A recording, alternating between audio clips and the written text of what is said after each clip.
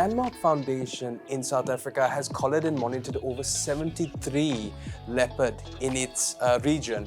And the question I want to ask you, Dr. McManus, is that how is the current situation in South Africa with leopard? Leopard conservation in South Africa is diverse. You've got protected areas, but most of its habitat exists outside of protected areas. And so there are lots of human-leopard interactions, and that's where we focus. And there the situations range from the leopard density being quite high to extremely low. And so our focus is making sure that these leopards across quite a vast region can connect to one another genetically. I don't know if I'm pronouncing this right, but the recolonized Piketberg population has been one of the highest densities of a meta-population, is that right? Could you just explain what a meta-population is and what you've just studied, your recent study about the Piketberg population? Sure. So the landscape in South Africa is quite fragmented.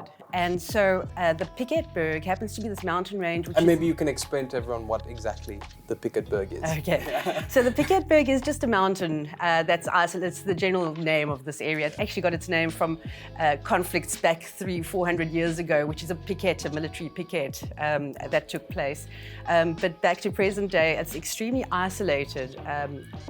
Useful leopard habitat, but it's surrounded by completely modified environments.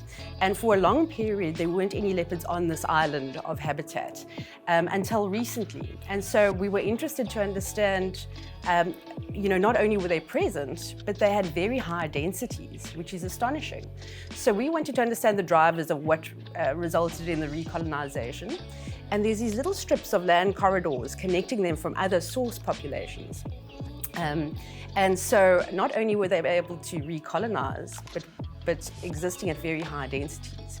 What happened, and the fundamental driver, is that there was a reduced conflict in the area. There was an enormous amount of lethal control of carnivores for 200-300 years in that region. And so they were all but decimated. And what a meta-population is that it's a fragmented populations of different leopards that might be disconnected from one another, but the dispersing individuals are able to connect. And so these land bridges and corridors are fundamental for these populations that might locally go extinct to be able to recolonize.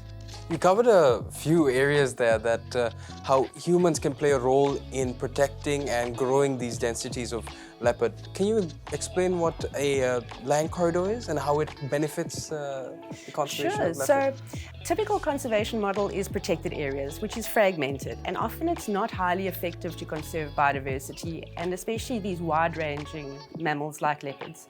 And so because they exist mainly outside of protected areas, habitat connectivity is important, and what is leopard habitat might be different to what is elephant habitat, for example. So understanding what those differences are important to facilitate the species to be able to move. And why leopards are a good ecological indicator is that because of their high trophic level, they need to eat different prey to survive. And so automatically where they exist, those prey generally tend to thrive. And so that's what makes them a good indicator species. So land corridors, we've determined are what benefits leopard dispersal, and at the same time that automatically encourages wildlife dispersal. Are they a communal species? Do they interact with each other quite often? Oh. Leopards are typically solitary, which is why they've been able to live outside of protected areas for so long. For example, lions are very community-driven and social, but that means that they require a lot of space and a lot of food. And so they've been restricted in South Africa to protected areas and parcels of habitat. The leopard strategy, as being a solitary cat, is fascinating, but it's allowed it to find refuge in little patches of habitat. They do have a very social-driven demographic or layout of the land, so what their neighbours are doing are very important. We've actually found that females play a crucial role in how the population is dispersed. So although they are solitary, there's a lot of social cues. Okay, that's interesting, because if we look at, say, they have 3 cubs, a mother has 3 cubs, how long would those cubs stay with that mother until they seem worthy of exploring the Typically between 18 months and 2 years. And what's interesting, that seems to be the standard for leopards from the southernmost point of Africa all the way up to Sri Lanka and elsewhere. So Interestingly, as a species, the conditions don't tend to change with that, but 18 to 24 months. And then the males will tend to disperse and the females will remain close to the natal area, and often the females will shift about to let their daughters move in next to them. Speaking about human cohabitation, we have this beautiful density of leopard on our tea gardens in Dunkeld. Can you please tell us what you've learned with your interactions with the farming communities, with the communities that are impacted by leopard? How do they perceive leopard, number one, and what have you educated and spread awareness on how they can interact with wildlife, in particular leopard and human? That's a really good question. And that really is the fundamental point of the conservation efforts, and that's where it's going to be most effective. And it's a mixed bag. You get landowners that are intolerant of them, often because of just a lack of information, of understanding the species, and fear. So the main bridge there is to provide information, share data, an evidence-based approach becomes key. So we found astonishing evidence that if one protects your asset in a production landscape, in our instance it's often livestock, if one protects livestock, you will often have lower losses. However, the current status quo in South Africa is often trying to eradicate predators in order to reduce losses. And that's not very effective. It's also very expensive in instances. So, those are some of the messages that we've sent out and interact with the landowners. But we also take them by the hand and take the journey together. One of the reasons we've been able to do the work we have is by doing it with the landowner. So we've often learned together what does work and what doesn't work. But the one fundamentally is that you need willingness. You need to have somebody that is going to be open to new ideas. And so the other spectrum is from intolerance is the step towards tolerance, coexistence, and that bridge is just understanding. I think when we look at elephants, for example, in Sri Lanka, we look at it in a holistic approach.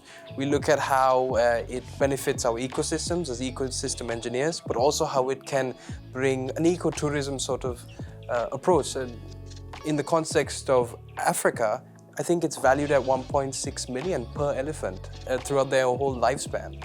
Is there any way of capturing that sense for leopard, how it can be holistic in its benefit to humans and to nature? Yes. Of course, there are these fantastic ways to try and get a monetary value on the payment for ecosystem services, Yep. The benefit that these animals have in a role. And I'm not aware of studies that have done that in the South African context. Yeah. It's a fantastic way to measure. But what we can do and say is that we've done a lot of economic modeling on working with nature rather than against nature. And often, if you use a lot of technical tools, it can be quite expensive to work with nature. So taking that step back and looking at practical ways that are easy to implement, economically viable, effective for the desired outcome, having good or low impact negative effects on the environment, and socially acceptable tools. These things are often a win-win for everybody. You'll tend to have lower losses on production landscapes if you implement these sort of deterrents, and therefore have a far more valuable product at the end of the day. So it does come back to a monetary evaluation, and it can be expensive to conserve, but it can also be extremely expensive to work against nature. I think it's what my father just said before he left, was that the importance of impact rather than process, right? To make it practical and approachable. Exactly. And having an evidence-based approach is quite key, especially if you want to get that message across and encourage change. Let's get back into leopard habitats, actually. Habitat degradation, how our human expansion of our human footprint is continuously expanding and putting pressure on wildlife and in particular leopard populations. I was reading a study you did on translocation and how leopard move from different locations and how that can impact their mortality, how they interact with the environment. Can you explain a little bit about that? The connectivity is sort of the end goal.